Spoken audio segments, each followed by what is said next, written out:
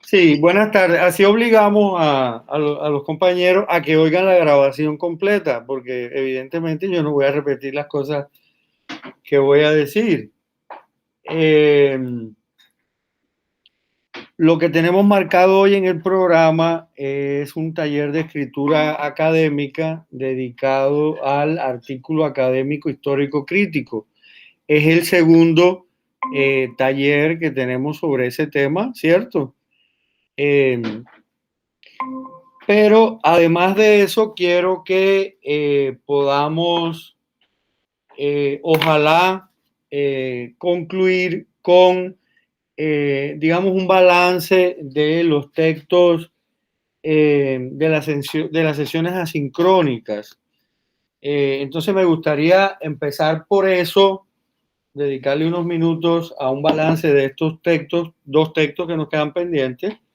La respuesta a Sor Filotea de la Cruz, de la Benemérita Sor Juana Inés de la Cruz, y el libro El Lazarillo de Ciegos Caminantes de Alonso Carrió de la Bandera. Quisiera que empezáramos por allí y que luego trabajáramos en el taller de escritura académica sobre el artículo académico histórico crítico sobre la base del análisis de tres ejemplos de artículos en los estudios coloniales que nos permitan ver la estructura, cómo se desarrollan a nivel del lenguaje cada una de las secciones, etcétera.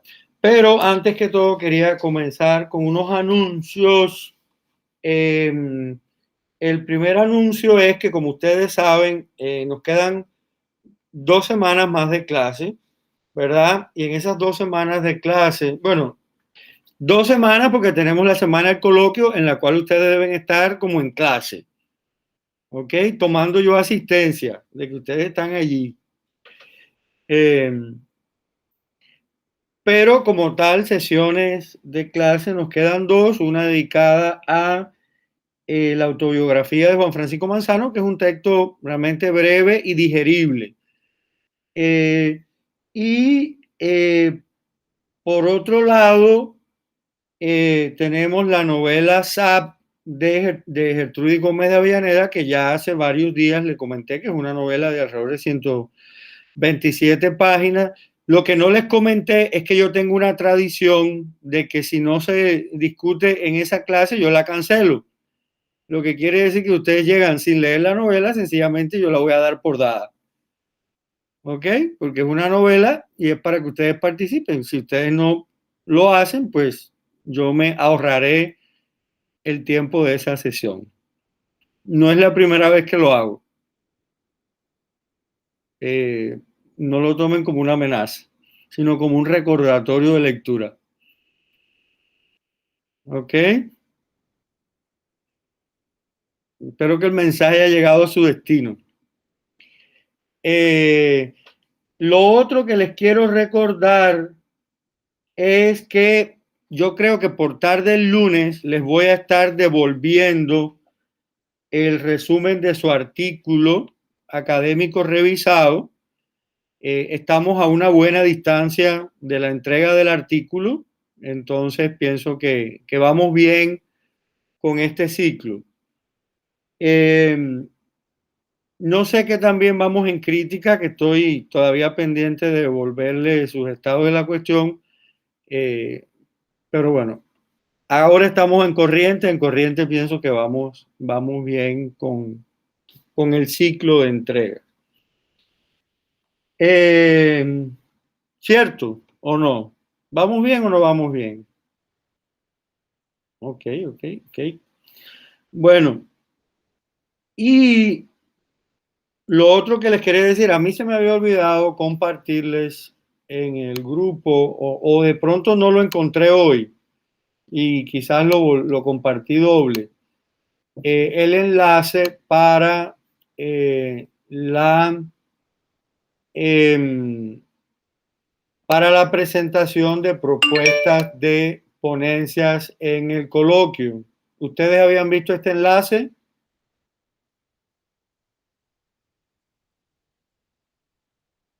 ¿Lo habían visto o no? Sí, profesor, por WhatsApp, las personas que hacen parte del coloquio han difundido Ok, la pero no acá convocatoria. no acá en el grupo. Ok, este formulario está abierto hasta el 21 de octubre digamos, da la posibilidad tanto de presentar trabajos que ustedes estén realizando en el curso de crítica como en el de corrientes. En el de corrientes tienen la ventaja de que ya tienen un, que tienen un resumen escrito, un título escrito y que para esa fecha lo van a tener revisado. De manera que si ustedes quieren participar, podrían completar este formulario. Lo único que es de contenido de elaboración es el título con su subtítulo y el resumen y las palabras clave. ¿Ok? Sería una importantísima oportunidad para ustedes. Lamentablemente, en nuestros contextos, uno no sabe hasta cuándo duran los eventos o hasta cuándo le llegan a uno las fuerzas para sacar adelante un evento sin presupuesto, sin apoyo y en unas condiciones tan difíciles como las que están ahora. Entonces, yo a ustedes lo aprovechaba para que tengan esa experiencia. Bueno,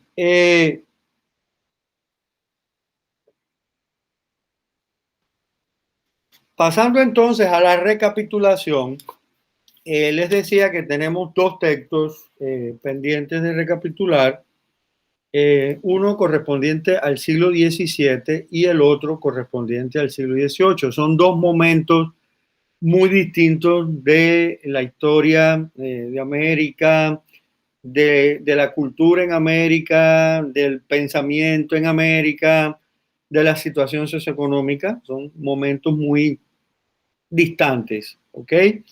En el caso de la respuesta a Sor Filotea de la Cruz, es un texto que se publica, se escribe y se publica en 1691. Creo haber mencionado anteriormente que, bueno, hasta en los memes aparecen eh, versos de los poemas de Sor Juana. Entonces, siempre trato de acercar a mis estudiantes a aquellos textos que hay menos posibilidades de que los lean casualmente. Es decir, si ustedes pueden leer un texto casualmente, no tiene ningún sentido que yo lo incluya en el curso. Yo trato de incluir en el curso textos con los que quizás no van a tener muchas posibilidades de encontrarse en la vida, además de que son textos realmente muy importantes. Y la respuesta a Sor Filotea de la Cruz es un texto realmente muy importante, de una autora muy importante. Muchos consideran que es la autora más importante del periodo colonial en las Américas. Y yo no tengo ninguna duda de que es así. Es la autora más relevante de la literatura y de la cultura americana desde el siglo XVI hasta el siglo XIX, tranquilamente. Y este texto es particularmente importante porque, bueno, primero es un texto en prosa, es un texto en prosa de no ficción, es decir, no es narrativa, no es novela, no es una crónica de costumbre, sino es un texto lo que se solía llamar un texto de ideas. Es decir, que tenemos un texto en que se está dando un debate. Este es un debate básicamente teológico sobre los límites de la participación de la mujer en la vida intelectual de la Iglesia Católica, pero al mismo tiempo, y mucho más importante y más general, un cuestionamiento sobre los límites del acceso de la mujer a la educación. ¿Ok? A ustedes cuando fueron a inscribirse a la universidad les preguntaron si eran hombre o mujer. Bueno, llenaron un formulario que decía M o F, pero les dijeron, si son mujeres no pueden entrar a la universidad. Les dijeron eso porque si no ustedes se colaron. Es decir, ustedes le tienen que agradecer a Sor Juana Inés de la Cruz que en 1691 dio un debate sobre, sobre el derecho de las mujeres a acceder a la educación superior, primero, a la imprenta, a la exégesis de la Biblia, es decir, la lectura crítica de la Biblia, actividades que yo creo que todavía en el siglo XVIII continúan siendo privativas de los hombres en su mayoría. En ese sentido, es un texto que podemos ubicar quizás en el género del debate. Aquí hay un debate. Ella no está hablando sola, como ustedes saben. Ella está contestando a. Y en ese sentido, tenemos un ciclo de 3 cartas. Es un poco complejo entender la respuesta a Sor Filotea de la Cruz sin entender las 2 cartas que la preceden. La primera fue escrita por Sor Juana Inés de la Cruz, monja de clausura del convento de las ¿qué? Se me olvidó. Es una de las Jerónimas. Sor Juana es una monja jerónima de la Orden de las Jerónimas que vive en clausura. No puede salir, no puede entrar. No, sí puede, ya entró, no puede salir.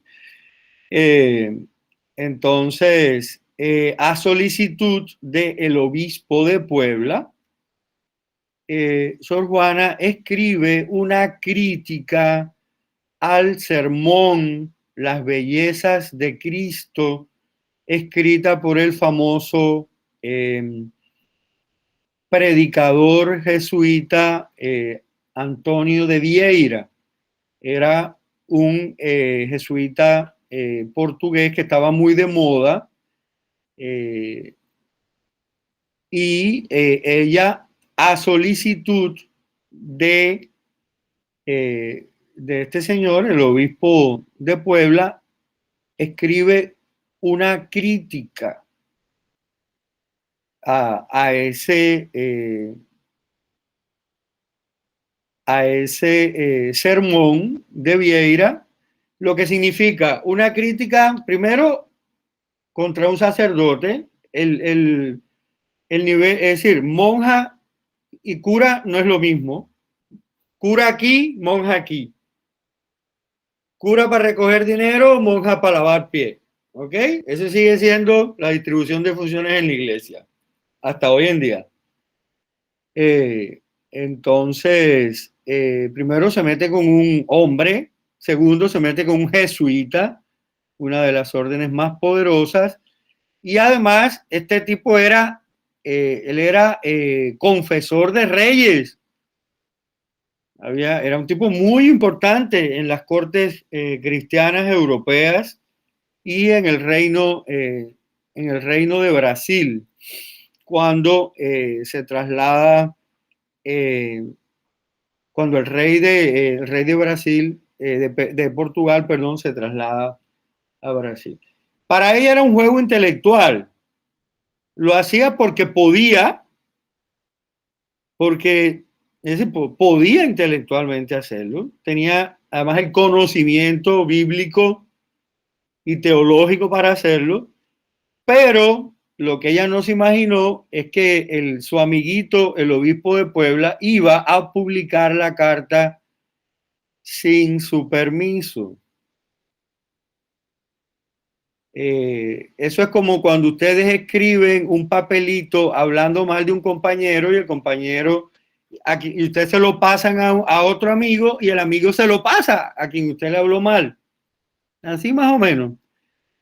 Entonces, una de las cosas que ella plantea en la carta dice,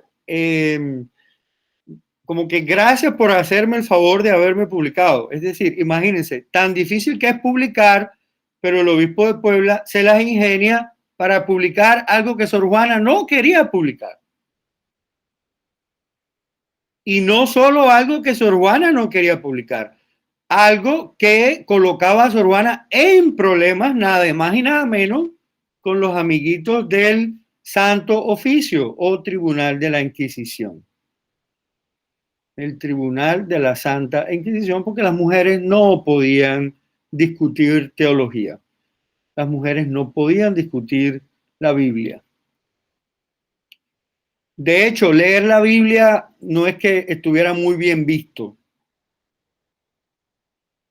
Quienes podían leer la Biblia eran los sacerdotes, los profesores universitarios, pero la Biblia no era para leerla. La Biblia era para besarla y punto. Durante siglos. De hecho, no estaba ni en español, estaba solo en latín. Ok, entonces, bueno, Sor Juana se encuentra con ese problema de esa carta y dice, bueno, ¿y ahora qué va a pasar? ¿Qué tal que me llame a declarar el Tribunal del Santo Oficio en México y me vayan a acusar de herejía? Me pueden hasta quemar.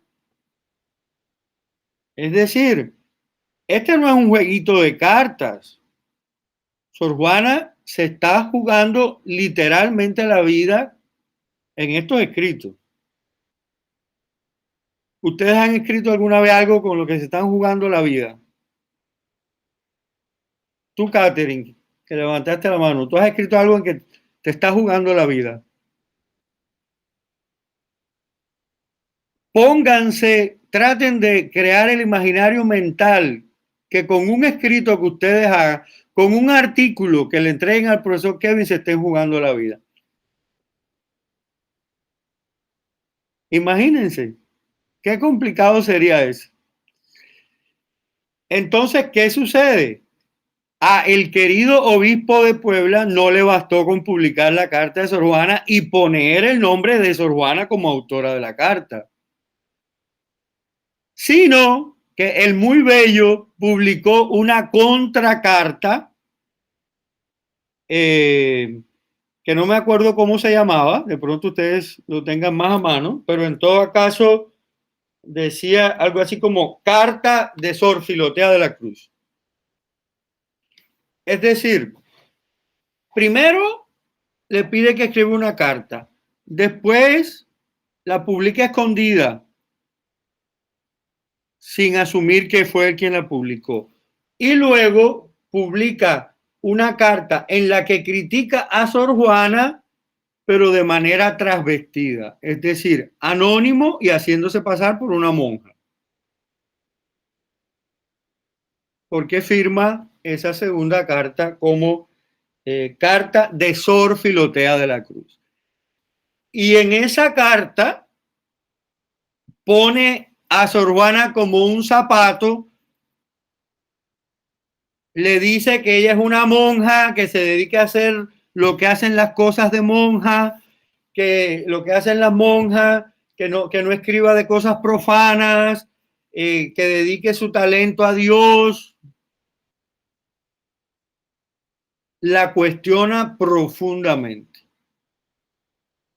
Cuestionamientos que son, digamos, va sumando como pruebas en contra de Sor Juana. Primero lo que Sor Juana escribió y luego la crítica anónima que él circula en el virreinato de la Nueva Granada contra Sor Juana. Es decir, imagínense, ustedes Sor Juana, y primero le publicaron el papelito contra el amiguito, y después el amiguito escondido los criticó delante de todo el mundo y todo el mundo se enteró que ustedes estaban hablando mal del amiguito y les quieren cortar el agua y la luz. ¿Qué problema? Entonces ella pudo haberse quedado callada. Esa era una opción, pero Sor Juana no se quedó callada. Y ahí hay una decisión ética complicada, porque lo que se está esperando de Sor Juana con esa carta de Sor Filotea de la Cruz es que entregue su biblioteca, deje de leer, deje de escribir, deje de hacer ciencia y se dedique a lavar pies y a cuidar a monjas enfermas que se están muriendo de pandemia. ¿Ok?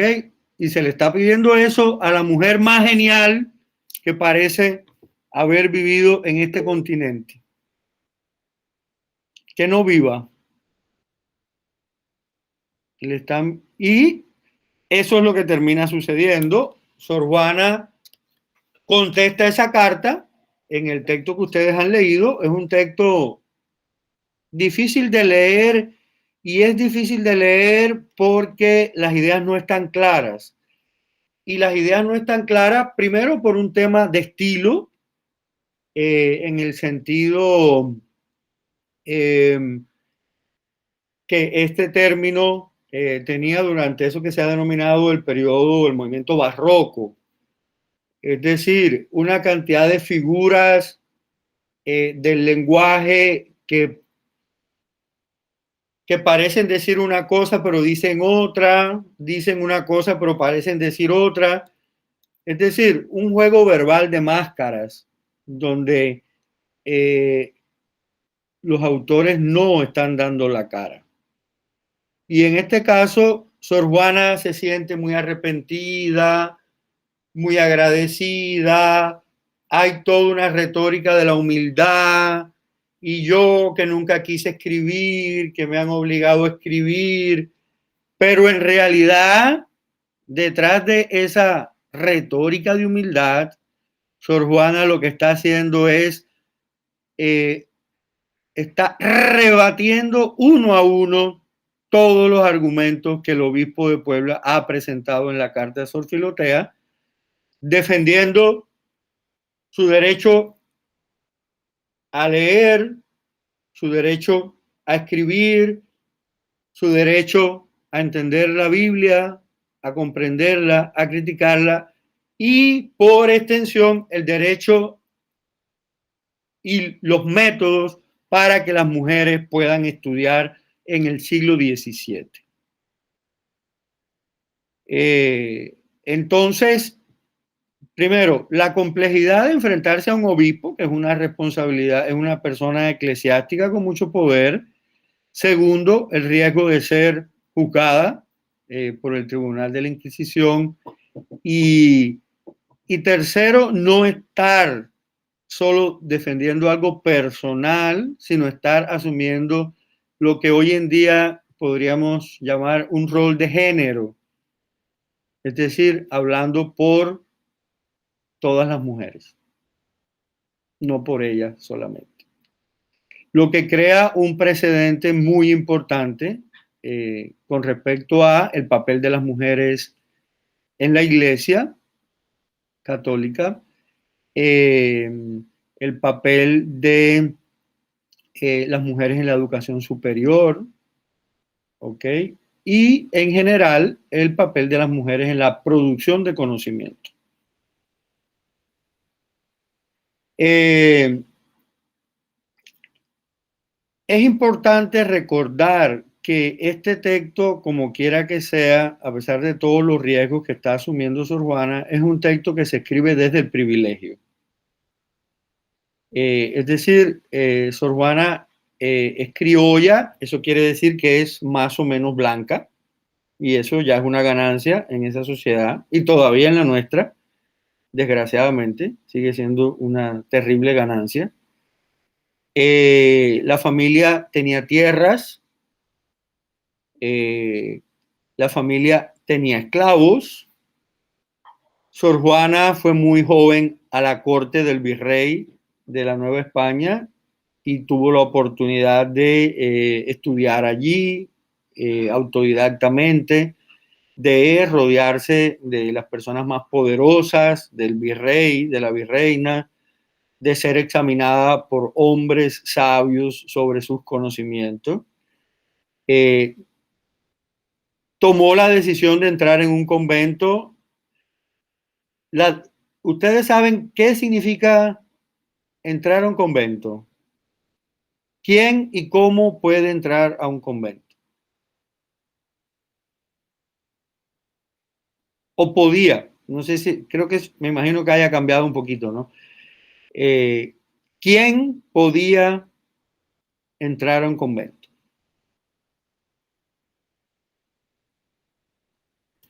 Tenía que ser una mujer blanca, criolla,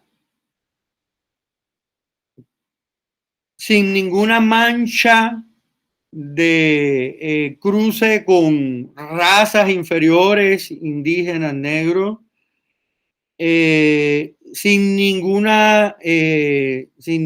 antecedente de herejía, es decir, que su familia no podía haber ni árabes ni judíos, y todo eso lo tenían que demostrar con certificaciones, con sellitos de eso como de notaría. Así. Aparte de eso, tenía que tener el dinero suficiente como para pagar su estadía en el convento hasta su muerte. Es decir, el convento es para mujeres adineradas, para mujeres ricas. El convento es una opción de privilegio. El convento no es necesariamente un castigo. El castigo para muchas es el matrimonio. Para Sor Juana era un castigo el matrimonio. Y entre dos males escogió el menos malo. Entre el matrimonio y el convento, escogió el convento. No había otro lugar para la mujer, para una mujer criolla, blanca, adinerada en la sociedad virreinal de la Nueva España en el siglo XVII. ¿Cuáles eran las otras mujeres que estaban en el convento? Las sirvientas y las esclavas de las monjas. Las monjas tenían esclavas y las esclavas vivían en el convento. Y Sor Juana tenía esclavas.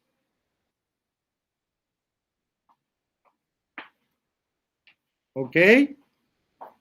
Es decir, hablando propiamente, Sor Juana había adquirido mujeres que habían sido esclavizadas. La diferencia entre ser esclavo y ser esclavizado es que esclavo es algo que parece natural y biológico, y la esclavización es un proceso de violencia contra las personas. ¿Qué resultó? Que Sor Juana contestó, publicó esa carta que les he pedido leer, y al final, ¿qué pasa? Que efectivamente Sor Juana renuncia a su biblioteca, en el que además había libros prohibidos, libros de Copérnico, libros de Galileo, los grandes científicos del siglo XVII. Sor Juana renunció a la poesía y a la literatura en general, y se dedicó a las tareas del convento, a cocinar, a llevar la contabilidad, a hacer dulces. Cuentan que hacía unos dulces deliciosos.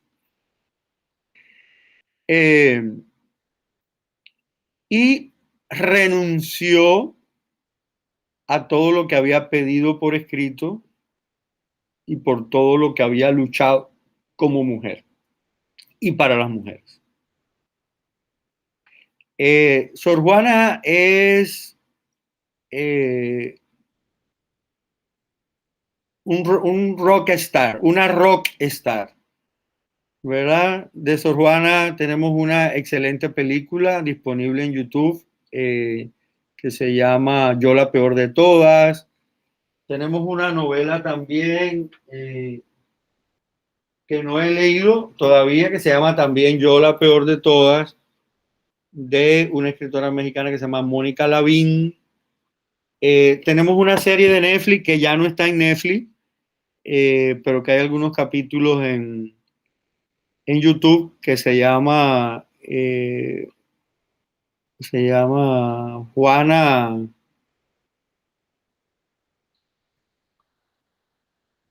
No recuerdo ahora, pero si ponen Netflix y ponen Sor Juana, les va a salir la referencia. Es decir, que cualquier cosa que se diga sobre Sor Juana es poco y hay muy pocas cosas que no se hayan dicho sobre Sor Juana, ¿verdad? Es una autora que hay libros completos de bibliografía, solo de referencia bibliográfica, de lo que se ha publicado sobre ella. ¿Algún comentario o pregunta sobre Sor Juana?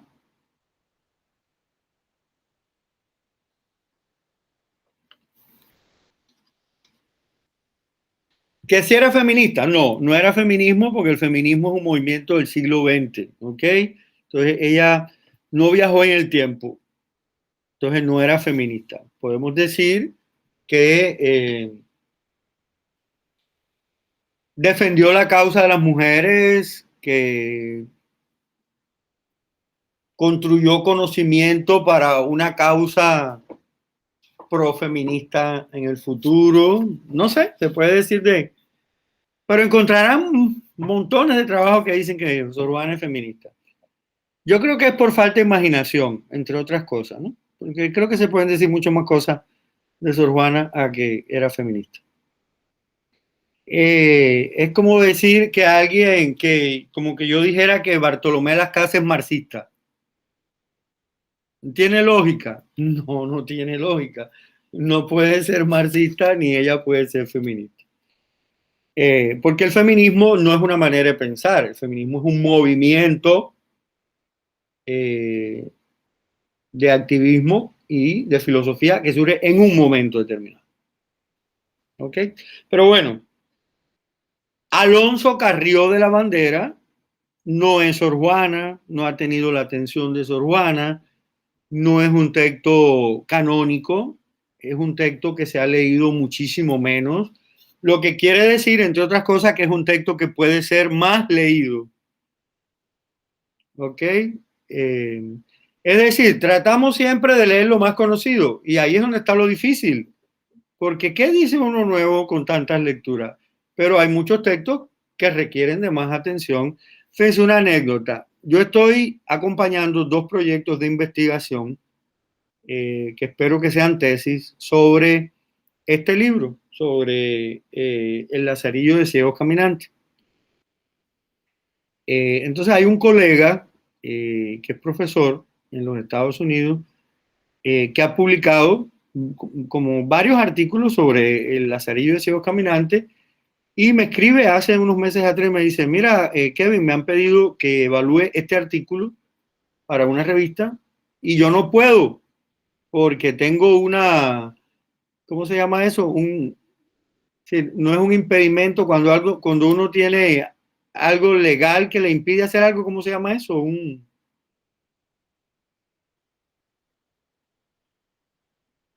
Bueno, no era ético que él lo hiciera, básicamente porque el artículo era de una estudiante de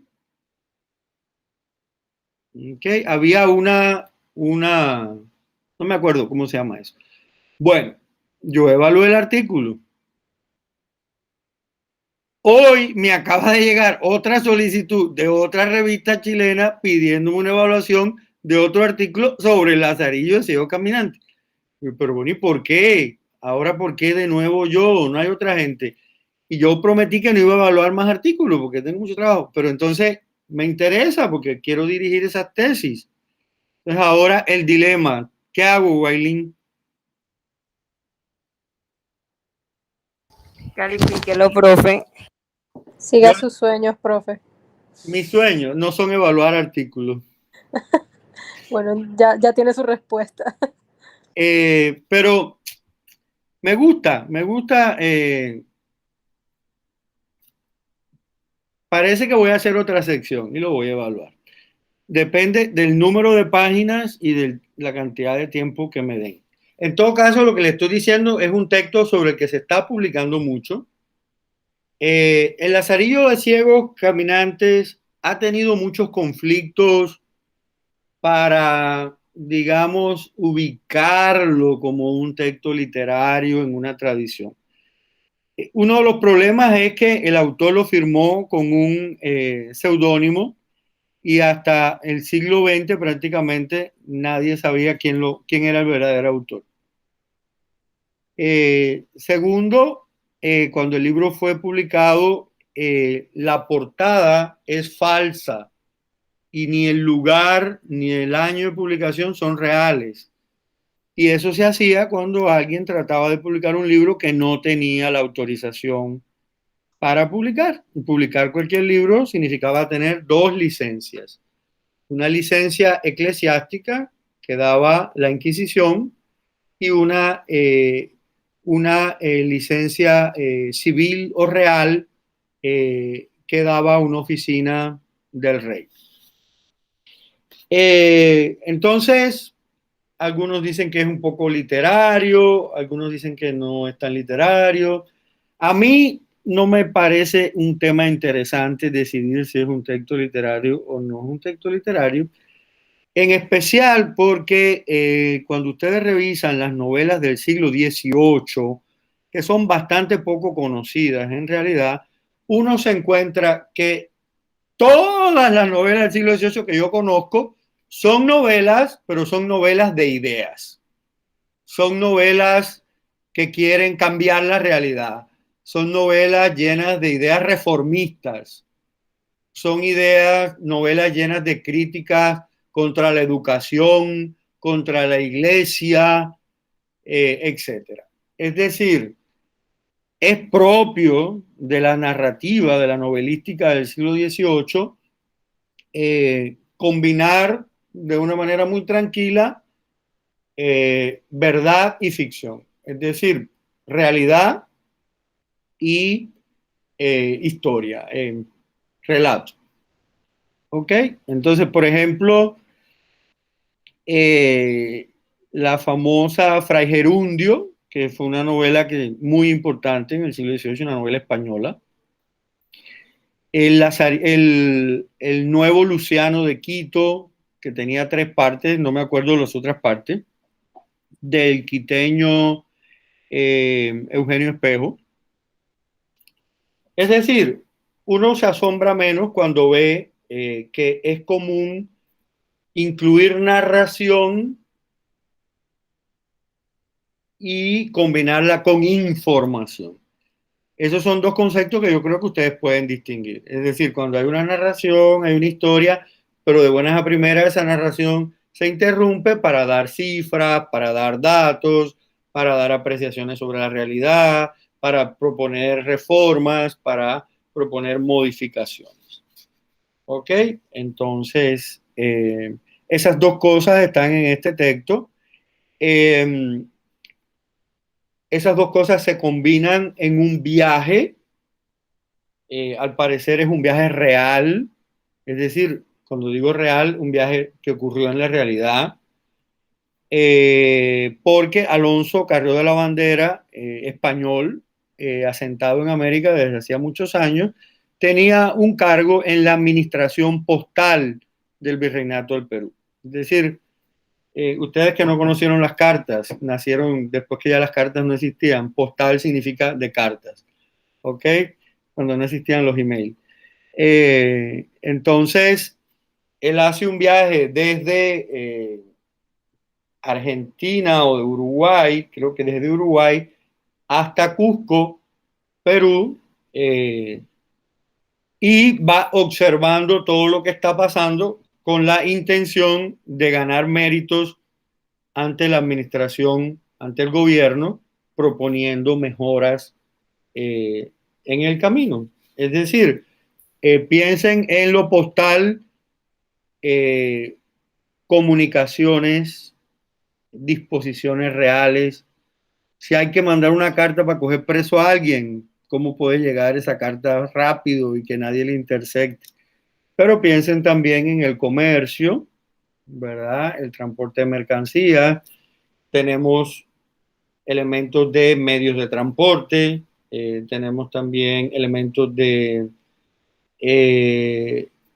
carreteras, estado de las vías, tenemos elementos de las ciudades que se encuentran en ese recorrido, las poblaciones, los grupos étnicos que se encuentran en ese recorrido. Entonces, es un libro súper interesante que está siendo muy leído, sobre todo en Chile y en Argentina, por la importancia geográfica que tienen estos dos países en el recorrido que hace Alonso por Carrillo de la Bandera.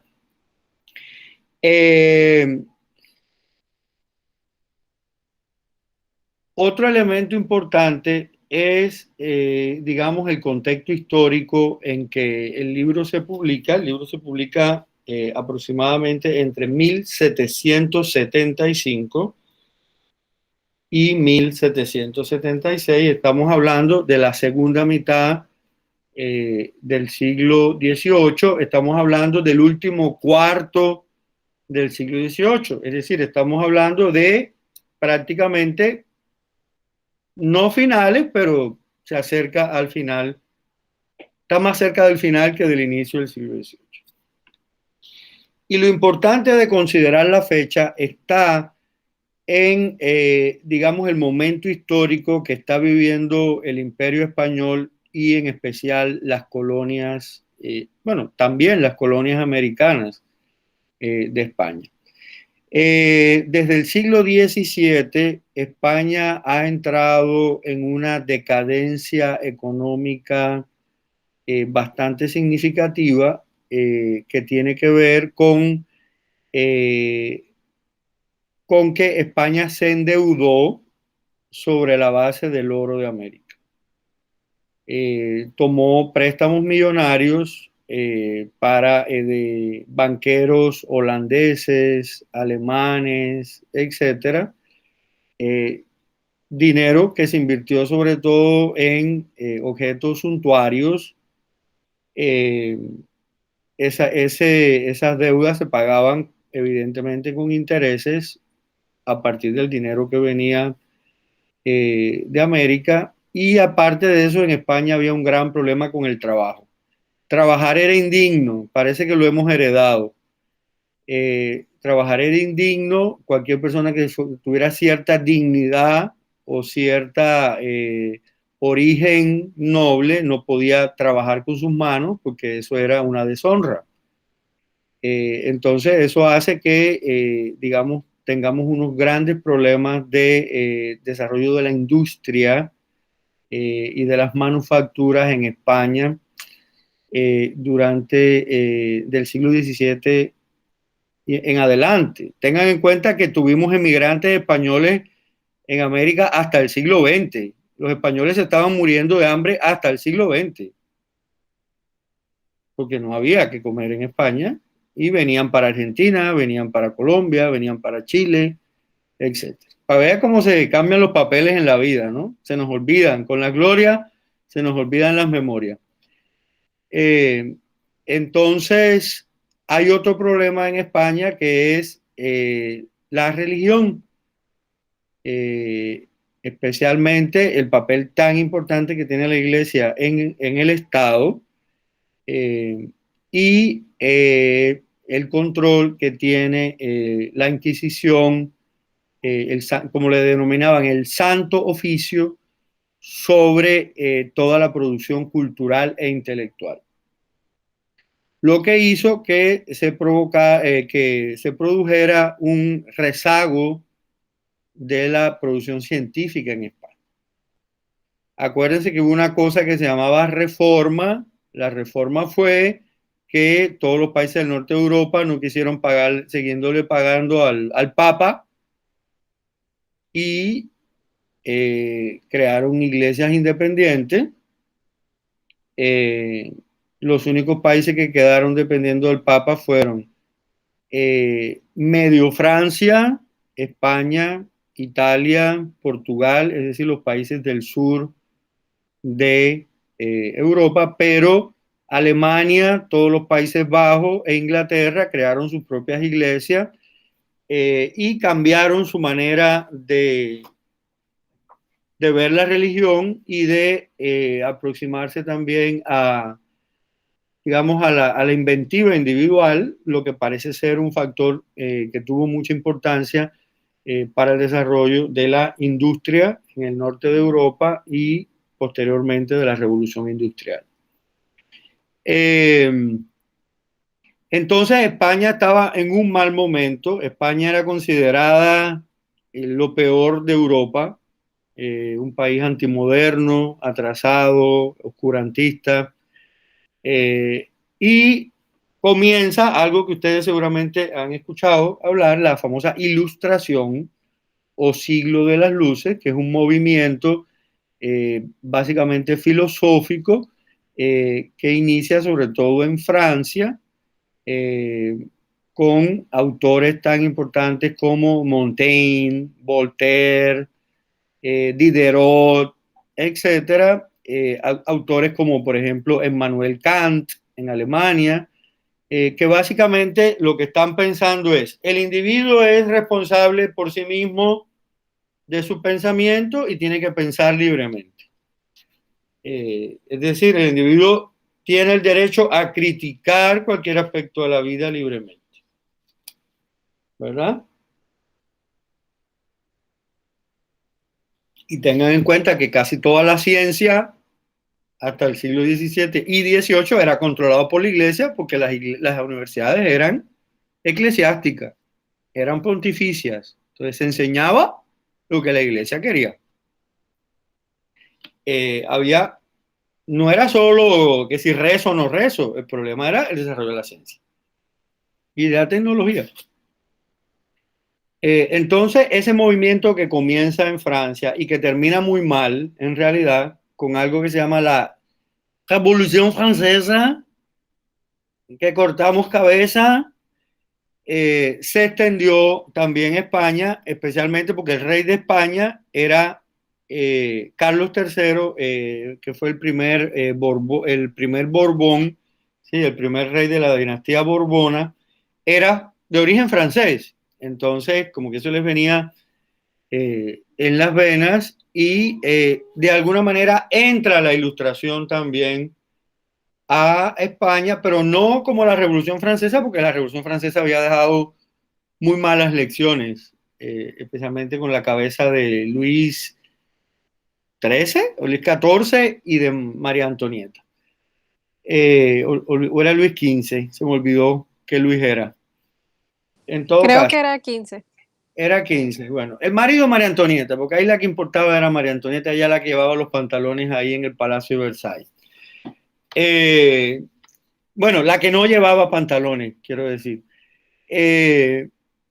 Entonces, las ideas ilustradas llegan a España y del mismo modo llegan a América, pero un poquito controladita. Es decir, ¿cuál es la ilustración española? La ilustración española significa más población, es decir, que la gente para más, porque si la gente no para, ¿quién trabaja? Segundo, más industria. Tercero, más impuestos. Cuarto, más monopolio sobre el tabaco, más monopolio sobre el azúcar, monopolio sobre el cacao, para que la realeza le saque más dinero a las exportaciones de América. Más conocimiento sobre América, pero más conocimiento para sacar más dinero, más conocimiento sobre las especies vegetales, sobre las especies animales, sobre las tinturas, sobre las plantas medicinales, ¿verdad? Eso es la Ilustración española y americana. Es una reforma básicamente económica que tuvo cierta liberalidad, sobre todo en el ámbito de la imprenta en relación con los papeles periódicos, los periódicos que se autorizan en la última década, pero lo que tenemos aquí en Alonso Carrillo de la Bandera es precisamente un testimonio de esas reformas que eran tan importantes y que, digamos, los españoles se la estaban jugando. Tanto se la estaban jugando que 25, 40 años después del libro de Carrillo de la Bandera, los españoles no mandaron más en las Américas. ¿Ok? Es decir, había un proceso de decadencia que no se pudo detener eh, con la Ilustración y realmente la Ilustración terminó alimentando las ideas independentistas de los criollos. Al final, el discurso revolucionario criollo es un discurso ilustrado. Es un discurso que es heredero de la Revolución Francesa, de la Revolución Norteamericana, de la Revolución Haitiana. El siglo XVIII es el siglo de las revoluciones. Mal nos pese, el siglo más revolucionario es el siglo XVIII, el que más revoluciones, además de, para no hablar de todas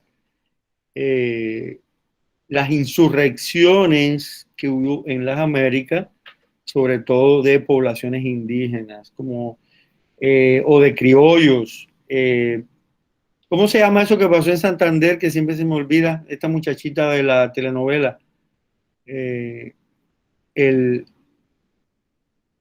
no me frustren. Lo de los... Bueno, está la gran protesta de Tupac Amaro IV en Perú. ¿Cómo se llama esta muchacha que era campesina, que era famosa, que es heroína, que está en los billetes? La Policarpa. Policarpa. Policarpa. ¿Cómo se llama el movimiento al que está vinculado Policarpa? Los Mestizos. No, los vegueros, los que hay muchachos. No es eso de pronto estoy completamente errado, pero no era los comuneros. Los comuneros, La rebelión de los carajo, comuneros. no dieron historia en bachillerato, qué vaina. Los comuneros fue una rebelión tremenda, tremenda, fue una revolución. ¿Por qué? Por los impuestos. Entonces, las Américas estaban revolucionadas y bueno, ¿cómo hacemos para sacar más plata y controlar la situación? ¿Verdad? Entonces, por ejemplo, el Lazarillo de Ciegos Caminantes es un libro muy variado. Cada capítulo trata de un tema distinto, lo que quiere decir que realmente se puede hacer una investigación sobre cada capítulo. Hay varios capítulos, como el que yo les hice leer sobre las mulas, que es un capítulo muy importante en relación con el papel que tienen las mulas en el comercio andino. Y el ecocidio, es decir, el crimen ecológico que se está cometiendo contra las mulas.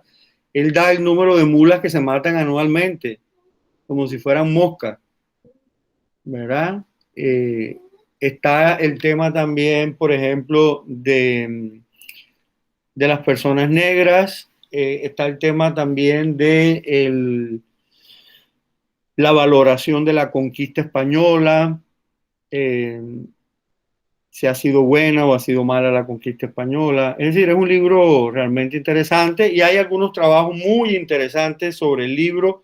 Creo que el trabajo pionero sobre el libro es un libro de Karen Stolley. Fue creo que el primer libro que se publicó sobre Lazarillo de Ciegos Caminantes. Luego se publicó un libro de Maricel Meléndez, completico sobre Lazarillo de Ciegos Caminantes. Y un poco más reciente se publicó un libro de Ruth Hill, es decir, es un libro sobre el que se han publicado múltiples libros y se sigue leyendo porque es como un libro como que se atraviesa en distintas tradiciones y eso es lo que lo hace complejo e interesante. Preguntas, comentarios sobre el Lazarillo de Ciegos Caminantes.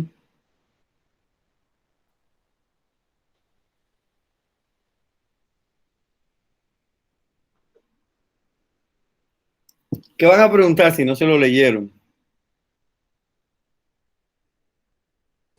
Sí, nos lo leímos, profe. A ver, cuéntame algo, Nicole. No, pues no tengo preguntas, pero yo sí me lo leí. Hazme un comentario, Nicole.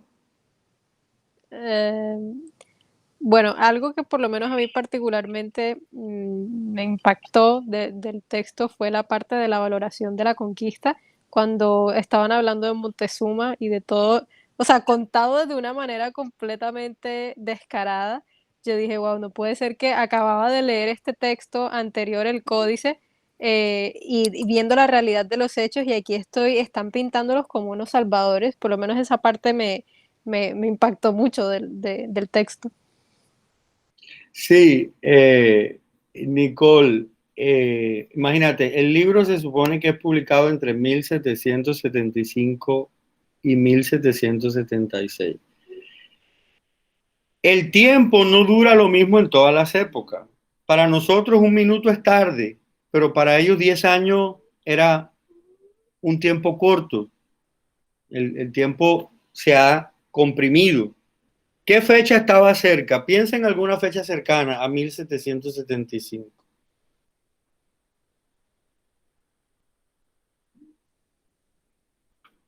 Que termine en 2.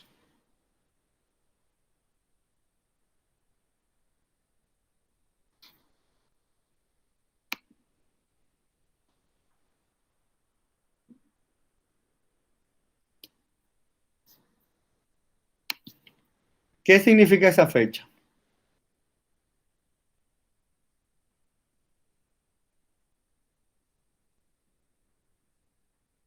Mira a Juan Sebastián murmurando. Si quieres hablar, habla. Ah. ¿Qué significa 1792?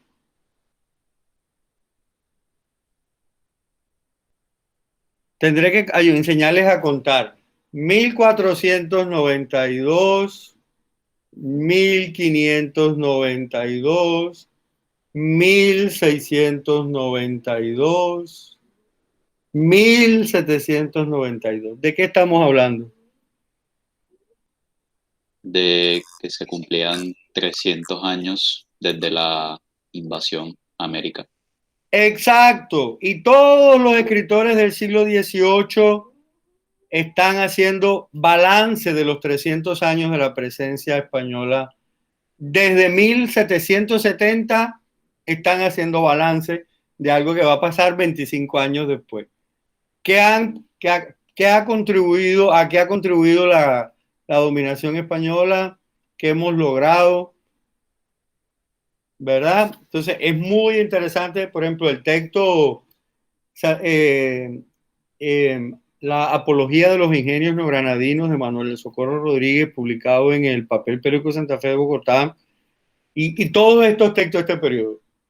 ¿Qué están haciendo? Un balance. 300 años de aguantarnos a estos tipos. ¿Qué nos han dejado? Y es bastante complejo. Es bastante complejo el tema. Entonces, no es gratuito que ese tema esté allí. ¿Verdad? Juan Sebastián, ¿querías decir algo más?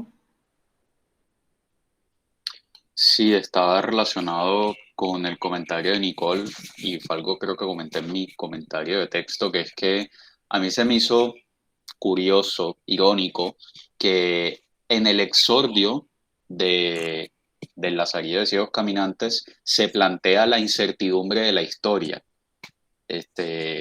Y se dice que la fábula instruye y deleita más que el ejercicio que pueda hacer un historiador. Y luego, dicho eso, se me hace curioso que más adelante se comience a narrar los acontecimientos de la conquista a México, una vez ya planteada la incertidumbre de la historia. O sea, como si quisiera contar la historia de nuevo, pero ¿para qué me vas a contar una historia si ya me dijiste que debo tener incertidumbre sobre ella? Fue un ejercicio que me pareció... Bueno, eso va en otra dirección. Ese es un tema, bueno, primero es el prólogo, y en el prólogo siempre hay este tipo de cosas, este tipo de valoraciones generales o disculpas en relación con los lectores. Disculpen, queridos lectores, de que mi pluma no sea lo suficientemente hábil para contarles esta historia, etcétera. Pero también hay un gran conflicto que atraviesa,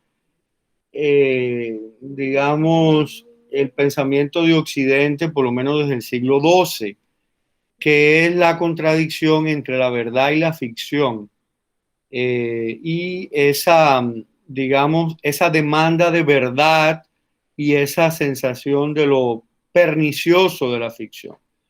Recuerden que ese es uno de los grandes temas de El Quijote,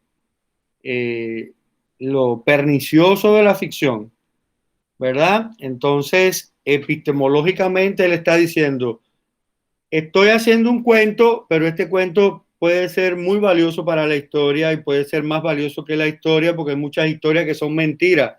Sin embargo, este cuento es verdad. Más o menos recuerdo remotamente que es lo que plantea, pero digamos, es dándole un carácter, es decir, desde dónde me posiciono para escribir mi libro.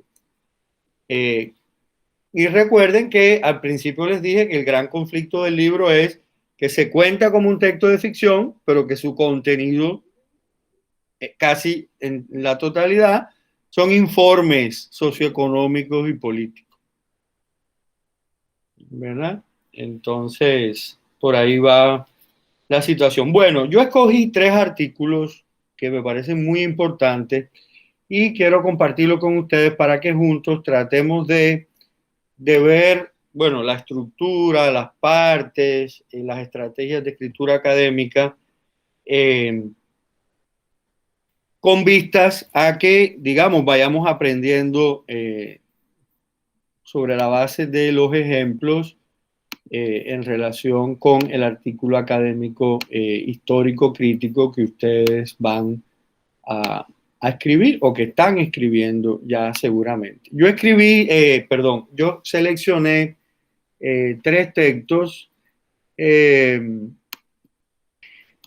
Seleccioné primero que todo un texto de Antonio Benítez Rojo que se titula Bartolomé de las Casas entre el infierno y la ficción. Este texto ya tiene sus años, es de 1988 y fue publicado en una revista bastante importante que es Modern Language, no sé si es Narrative, la verdad. No sé si esta revista siga circulando. Pero bueno, se conoce por sus siglas MLM. Ok, Antonio Benítez Rojo es un teórico y crítico cubano muy reconocido en el ámbito de los estudios caribeños y bueno, tiene un artículo que luego se convirtió en capítulo de un libro de él que se llama La isla que se repite, ¿verdad? Que analiza, ya veremos qué, de Bartolomé de las Casas. El otro ejemplo es el de, bueno, este no. Listo, este puede ser. El otro es un artículo de Linda Egan, publicado en la revista de crítica literaria latinoamericana en el 2003. La revista de crítica literaria latinoamericana es una de las más importantes revistas de crítica sobre la literatura y la cultura latinoamericana del mundo. Y el artículo de Egan es sobre la poesía de Sor Juana. ¿Ok?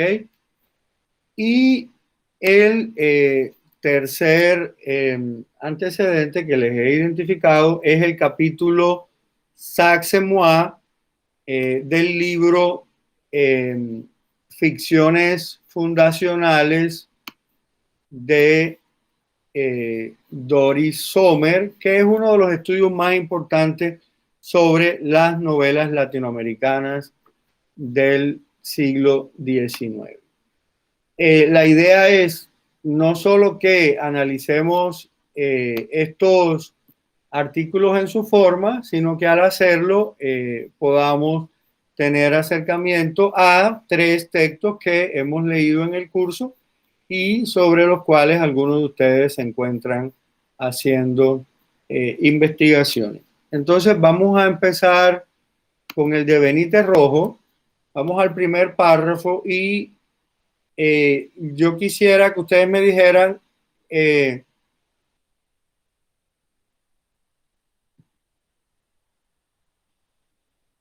¿qué, qué plantea Benítez Rojo en el primer párrafo de este artículo?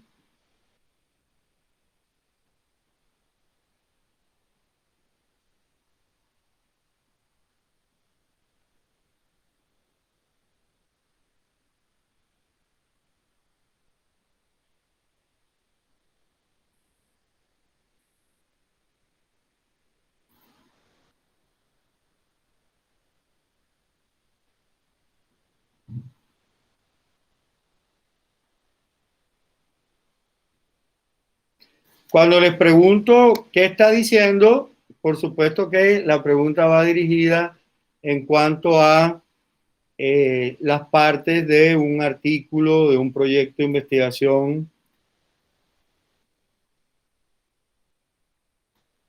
Está presentando el objeto de estudio. Ok, ¿y cuál es el objeto de estudio? Historia de las Indias, de Bartolomé de las Casas.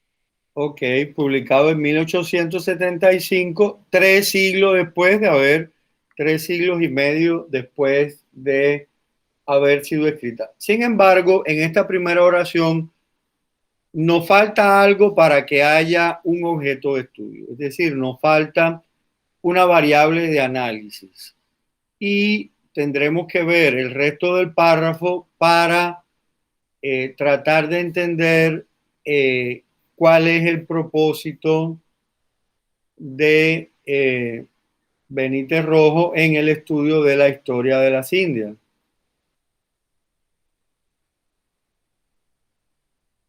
Ok, fíjense que Benítez Rojo conecta a la historia de las Indias con José Antonio Saco, que es un historiador cubano del siglo XIX, ¿verdad? ¿Cómo hace esa conexión? Pues porque Saco se había dedicado a, digamos, un libro que no se ha publicado en 3 siglos y medio por algún motivo. Y Saco se empeñó en hacer que el libro se publicara porque para él, primero, era una historia del Caribe y además de eso, como él se encontraba trabajando, es decir, Saco en ese momento, bueno, desde años antes se encontraba trabajando en una historia de la esclavitud, el libro de las casas le resultaba una fuente muy importante. Es decir, que la relación que hay entre Saco, su libro Historia de la Esclavitud y la historia de la historia de las Indias es la esclavitud. El tema de la esclavitud es el que conecta a Saco con Bartolomé de las Casas. Entonces, fíjense cómo al final de este gran párrafo que viene desde el inicio, plantea Benítez Rojo. Saco, pues, vería en las casas algo así como un fundador de sus propias contradicciones en tanto caribeño y en tanto historiador. ¿A qué le suena eso?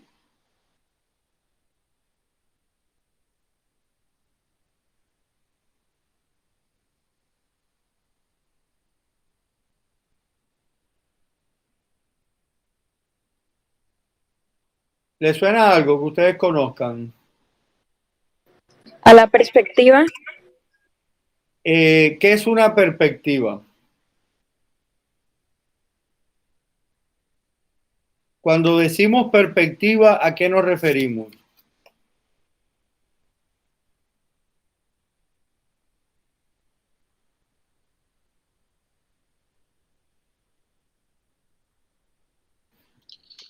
Profesor,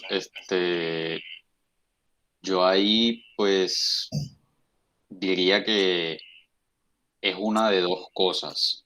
O es, digamos, que ya el planteamiento de lo que, o sea, algo así como su especie de tesis, es decir, la premisa que va a defender, o podría ser también la hipótesis porque pues digamos que está haciendo una afirmación ya de a futuro, o sea, como Saco ve en las casas esto, ¿sí me entiendes? Como ya Sí, y anticipando. fíjate que yo nunca he logrado entender, mira que lo leo, y nunca he entendido cuál es la diferencia entre una tesis y una hipótesis. Es decir, tesis, hipótesis, es decir, están muy cercanas, la tesis y la hipótesis son dos movimientos de el mismo procedimiento. Ni me pregunte, para eso está Wikipedia. Eh, sí, eh, fíjense, lo que está diciendo Benítez Rojo es que él le interesa leer las casas, es decir, la historia de la hacienda de las casas, pero que le interesa leerla desde el interés que Saco tenía en ella. Es decir, que en el fondo le interesa más leer a Saco que a Bartolomé de las Casas. Es decir, los va a leer como parte de una misma tradición intelectual acerca de la esclavitud en el Caribe, ¿verdad? Entonces luego empieza a hacer un poco de contexto histórico sobre el interés de Saco en las casas. Ok, todo esto es contexto histórico.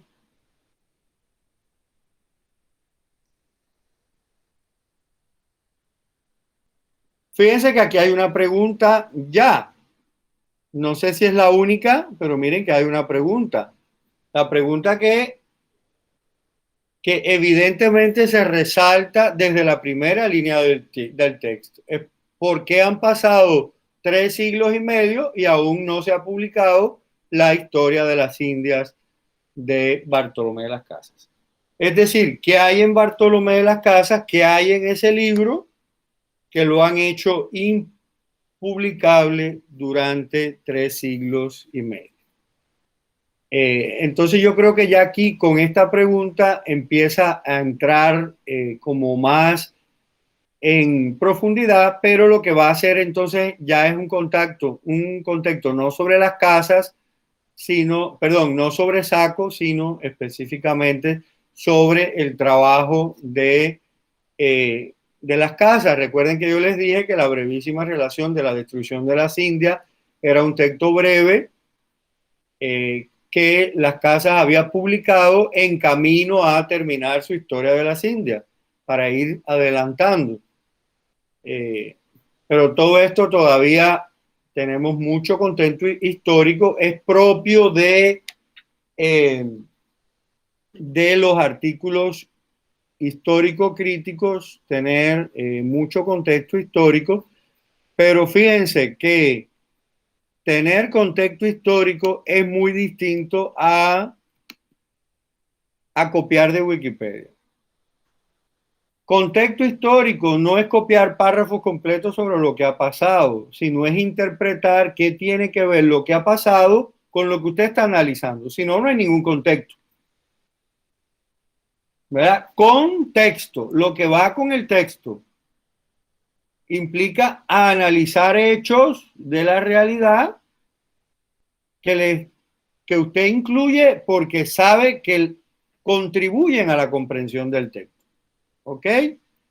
Eso es importantísimo. Luego, bueno, sigue hablando. Bueno, ya aquí empieza, yo diría, bueno, empieza a hablar de las crónicas, es decir, empieza a meterse con los géneros literarios, a caracterizar este género literario que es las crónicas, es decir, que de alguna manera está asimilando la historia de las Indias con una crónica e introduce la idea de digresiones, ok, el tema de la digresión, ok, ¿a qué les huele eso? Ficción intercalada, narración intercalada, relato intercalado, ¿a qué les huele eso?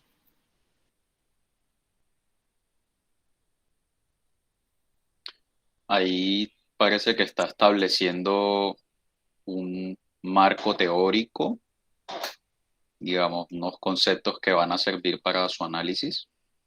Definitivamente sí. Es decir, es una historia, pero él no la va a leer como una historia. No la va a leer en su carácter necesariamente de algo verídico, sino la va a leer como algo que es histórico en un 90%, pero que aquí ya tiene unas intercalaciones que no parecen ser tan históricas, pero que tienen unas funciones específicas en la narrativa de estos textos. Entonces, la ficción intercalada o narración intercalada es realmente uno de los componentes importantes del análisis teórico que va a hacer Benítez Rojo en este texto. Todo esto que está haciendo aquí es la justificación teórica y ya aquí empieza con el análisis como tal. Yo no sé si algunos de ustedes han leído El Carnero. ¿No han oído hablar del Carnero?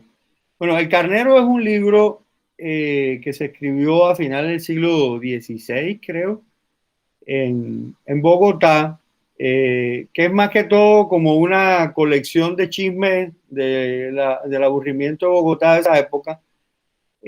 Ustedes sí conocen El Carnero. Hay una telenovela famosa, Los Amores de Inés de Hinojosa. Tampoco se acuerdan de eso. Bueno, en todo caso, se considera que El Carnero es una crónica, pero hay metidas muchas cosas. Hay una historia, por ejemplo, de una mujer española que en complicidad con un barbero, creo, mataron al marido para robarse el dinero e irse a vivir juntos. Y eso, ella se llamaba Inés de Hinojosa. Y hay una telenovela, búsquenlo en Wikipedia para que ustedes vean, que fue famosísima. Pregúntenle a su mamá si no vio los amores de Inés de Hinojosa. Fue un escándalo de la época. No sé si actuaba, fíjense si era vieja, que creo que actuaba, ¿cómo se llama esta actriz? Que es muy vieja. Amparo Grisales.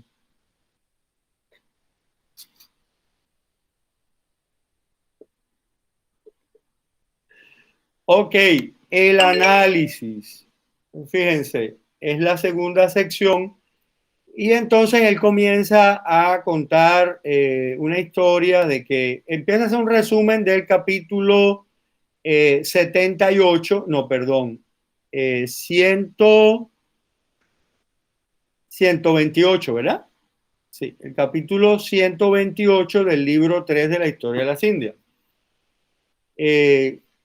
Y yo les voy a hacer un resumen para, básicamente, lo que pasa en ese capítulo es que Las Casas cuenta que había habido una plaga de hormigas terrible y que esa plaga de hormigas se había comido todas las plantaciones de azúcar y que los españoles, los religiosos, habían usado una piedra de azufre que se llamaba Solimán para tratar de combatir a las hormigas.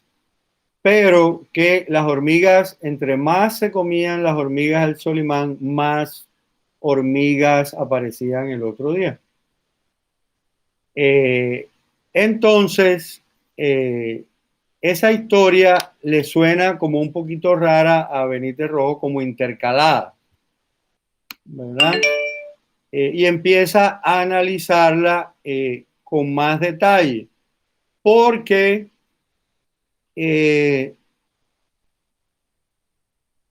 bueno, eso ocurre creo que en la isla, no me acuerdo si es en la Española, si es en la isla de la Española, en el siglo XVI, la segunda década del siglo XVI. Entonces, lo que le parece raro bueno, Las Casas habla de caña fístula, pero no habla de caña de azúcar.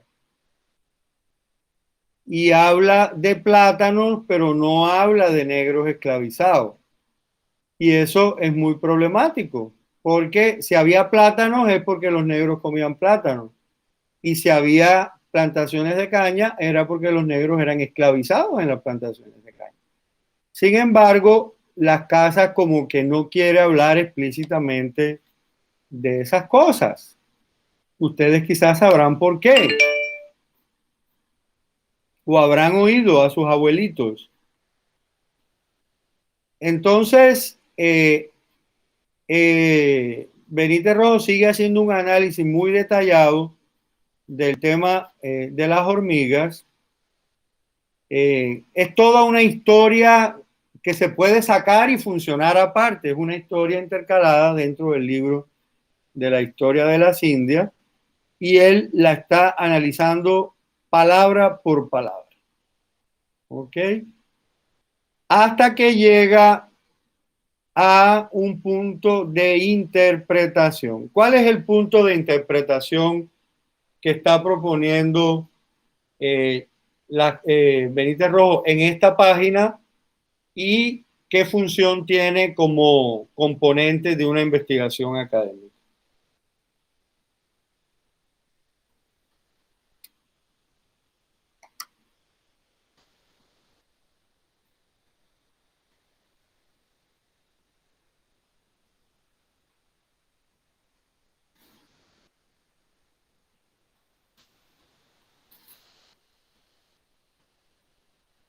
Pues cuando plantea, digamos, cuando afirma que no hay duda de que estamos en presencia de la ficción y luego sigue diciendo que qué tipo de ficción, pienso que aquí tratamos con lo uncanny, quizá ya eso conecta, o sea, ahí quizá podemos ya extraer la variable de estudio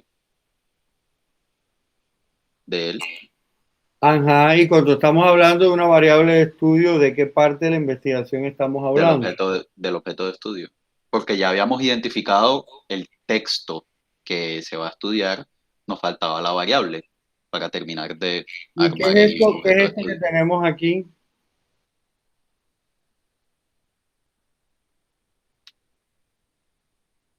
Pues ahí ya está, o sea, se podría hablar de perspectiva teórica, cuando afirma según la percepción de Freud. Bueno, habíamos hablado de una primera perspectiva, que es la perspectiva de la ficción intercalada. Pero esa es como una premisa, es decir, voy a tratar esto como es una ficción intercalada, pero no le sirve para interpretarla, sino le da derecho a interpretarla de determinada manera, ¿verdad? A no leerla como historia, sino leerla como literatura, ¿verdad? El asumir la noción de ficción intercalada le da esa primera licencia. Es decir, esto no es historia, esto es algo metido dentro de la historia. Ahora, cuando acude a lo uncanny, que como les comenté recientemente, es la traducción al inglés de lo siniestro o de lo ominoso, fenómeno descrito por Sigmund Freud, está proponiendo una perspectiva teórica que ya es una perspectiva de interpretación, ¿verdad? Es una perspectiva que le va a permitir leer el texto, es decir, sacar una conclusión sobre la lectura de este texto. Digamos que tanto la ficción intercalada como lo uncanny son conceptos, variables de la formulación que él está realizando, pero no tienen el mismo nivel, ¿verdad? Uno es como diciendo, como esto es esto, puedo hacer esto. Pero la otra, Freud, es como más interpretativo ya en el sentido de que va a hacer una lectura. Aquí empieza a hacer una lectura de lo que las casas cuentan y de lo que las casas no cuentan. Introduce mucha información contextual de lo que está pasando. Es decir, Benítez Rojo identifica que las casas no quiere hablar de los negros. No es que se le haya olvidado, es que no quiere. Porque, como les dije, si hay plantaciones azucareras, ¿quién trabajaban en ellas? Los esclavizados africanos. ¿Por qué había plantaciones de plátano? Porque era un alimento traído de África, que era además barato y que era del gusto de las personas esclavizadas. Y a todas estas no dice que hay esclavos, no dice que ha habido rebeliones de esclavos recientemente y de que hay un problema con el trabajo, con la mano de obra, con la escasez de mano de obra en la española. Entonces, lo que dice Benítez Roger, es muy sospechoso que se te haya olvidado porque tú estás haciendo una historia y lo que le hace una interpretación psicoanalítica en el sentido que, como ustedes saben o sabrán o recordarán o sus abuelitos le contarán, se dice, y es cierto históricamente, que Bartolomé de las Casas propuso a los reyes de España la introducción de esclavos africanos a las Américas para sustituir, digamos, la merma de la población indígena en las Américas por los procesos de explotación económica que estaban sufriendo. Es decir, él cargaba en su espaldita y en su corazón esa responsabilidad de haber sugerido la importación de personas esclavizadas de África. Entonces, lo que dice Benítez Rojo es que, digamos, no es un olvido, sino hay una omisión que está, digamos, funcionando a nivel psicoanalítico con algo que está reprimido, pero que aparece, porque hay un momento que sin que él quiera, lo dice. Más adelante, déjenme ver si, ven, pasa a la parte 3, había hablado de la plaga de hormigas, eh,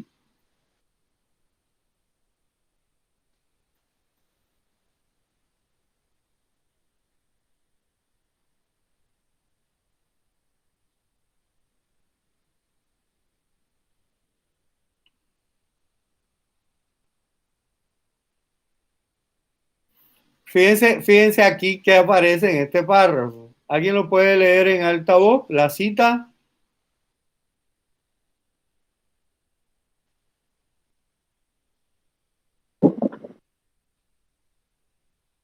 La huerta que dije de San Francisco, que en la vega estaba, yo la vide llena de naranjos, que daba el fruto de dulces, secas y agrias, y granados hermosísimos y cañafístolos, grandes árboles de cañafístolas, de cerca de 4 palmas en largo, y desde a poco la vide toda quemada. Ok, muchas gracias. Fíjense, el primero dice cañafístolo, después dice grandes árboles de caña y después aclara de cañafístola. Es decir, o son de caña o son de cañafístola. ¿Hay árboles de caña o no hay árboles de caña? Ese es el primer resbalón. Y el segundo resbalón es que dice, y desde a poco la vi de todo quemada. ¿Y eso qué significa? Y desde a poco la vi de toda quemada. ¿Eso qué significa? O no qué significa, sino que insinúa.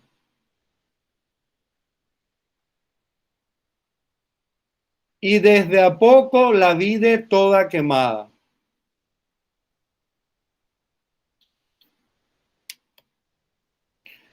O sea, ustedes les dicen que hay algo quemado, ustedes qué se preguntan. ¿Cómo se quemó? ¿Cómo? ¿Qué más?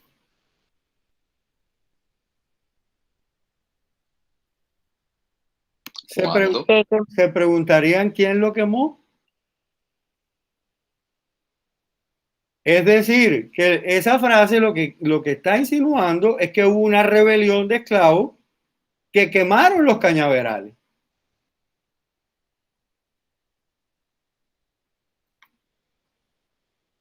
Créanmelo a mí o a Benítez Rojo. Estoy haciendo un... Y fíjense que habla del tema de los plátanos. El plátano evidentemente indica presencia africana porque los españoles no comían plátanos en esa época. De hecho, en muchos países del hemisferio norte no se comen plátanos. Continúa el análisis es bastante largo, muy detallado, es muy interesante leerlo. Creo que lo pueden encontrar si quieren descargarlo para leerlo completo, está en el grupo de Facebook. Y luego, bueno, él lo que está diciendo es que las casas se siente culpable por haber recomendado la introducción de personas esclavas. Vuelve a explicar el tema teórico de lo Heinrich y ta. Lo compara con otras historias donde no habla de ese tema, donde no aparecen esas intercalaciones, como para ver por qué en el libro de las casas sí y en el otro no. Y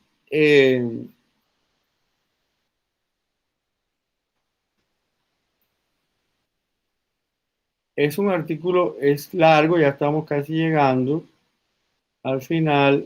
Y acá empieza como unas explicaciones que son conclusivas. Explica lo que era la piedra del Solimán.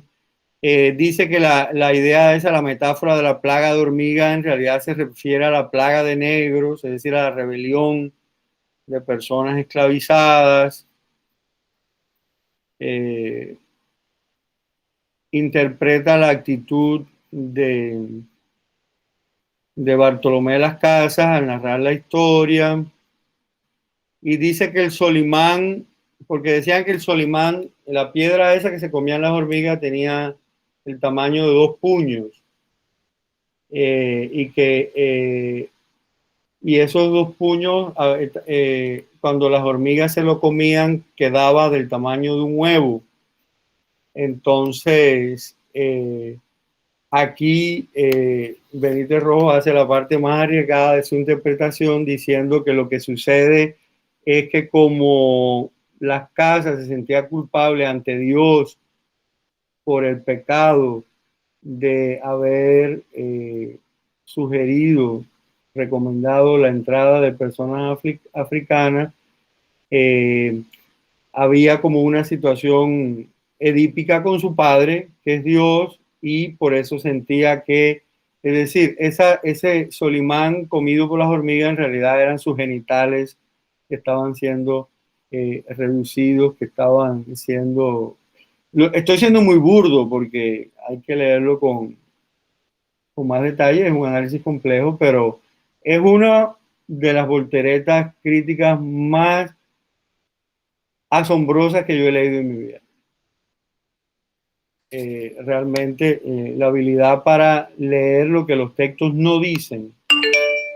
Entonces, digamos, ya estamos en plan, creo que de conclusiones.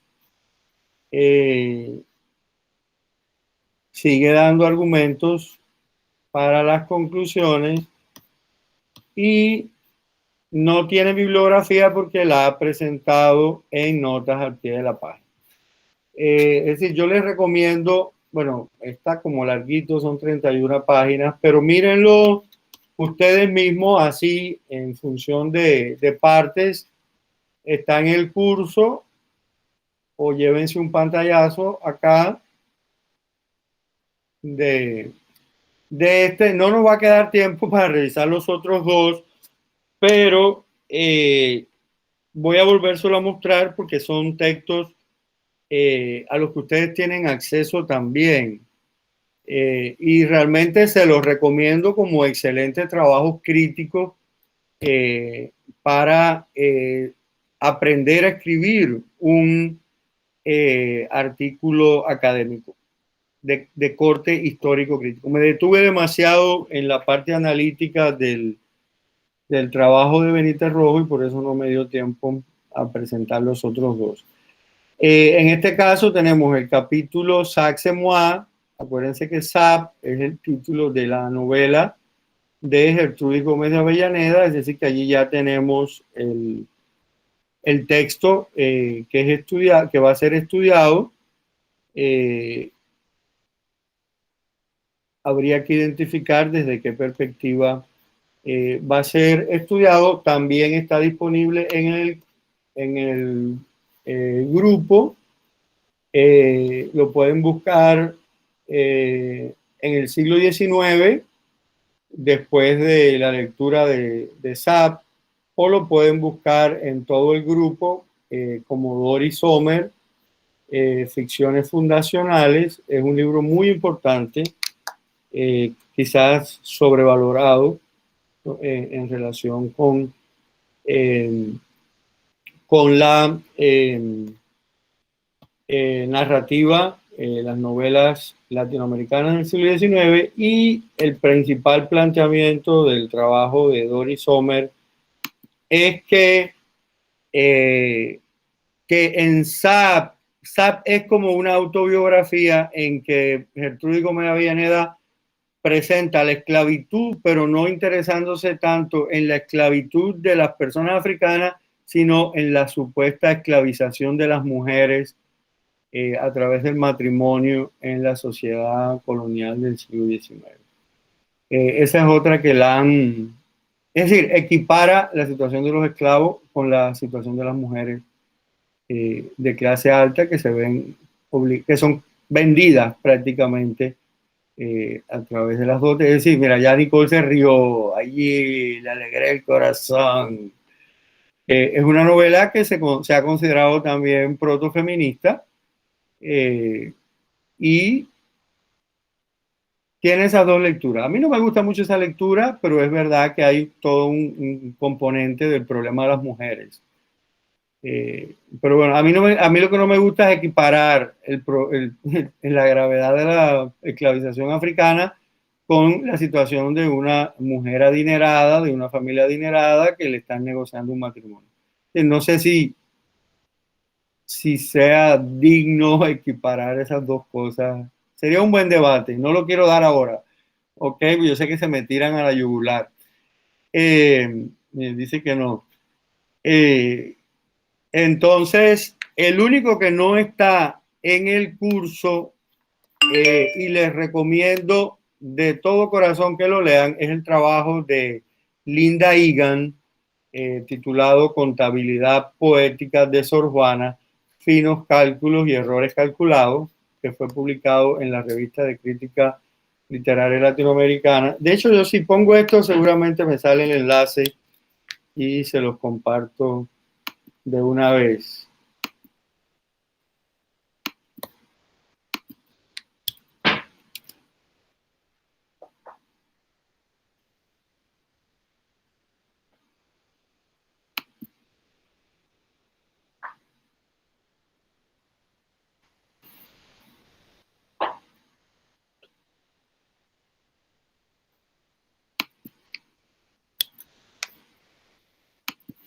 Dicho y hecho. Y para dejarlos picados, les voy a decir lo siguiente.